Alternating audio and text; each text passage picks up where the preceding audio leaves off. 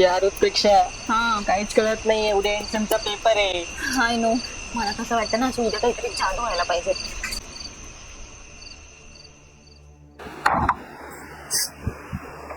काय रे, कसा तो पेपर? हा, लिहिताय का सगळे व्यवस्थित? मनापासून लिहिताय?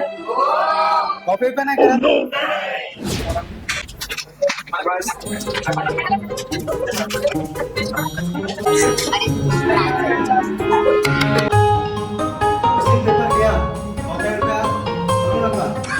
सिरियसली इथे कॉपी करायला पण मिळतंय?